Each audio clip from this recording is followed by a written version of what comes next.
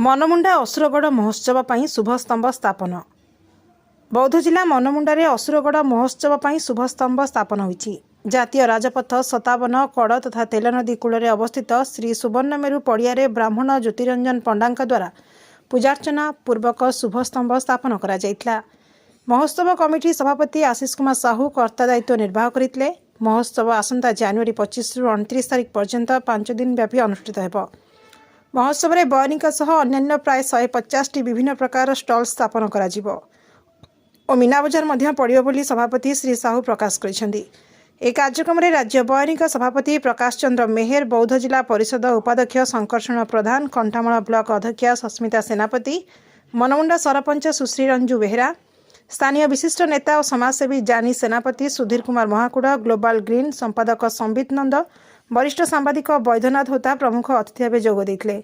महोत्सव को धूमधाम जाकजमक महासमारोह में शांतिपूर्ण भाव सफल करने एथिरे पूर्ण मात्रा समस्त प्रकार साहाय्य सहयोग करने कमिटी सदस्य शिवनारायण चौलिया, मानस कुमार साहू, अजित कुमार मेहर, प्रशांत प्रधान, विजय कुमार त्रिपाठी, विप्रचरण बेहरा, सुशील मेहर, अक्रूर बेहरा, गणेश्वर पात्र, राजू नायक, विजय आचार्य, राधेश्याम साहू, भरत सेनापति, कृष्णचंद्र लोही, देवेंद्र नई, राकेश विशी, घनश्याम मेहर, जितेंद्र मेहर प्रमुख संकल्प नेबा सह उपस्थित ग्रामवासी तथा युववर्ग को निवेदन करथिले।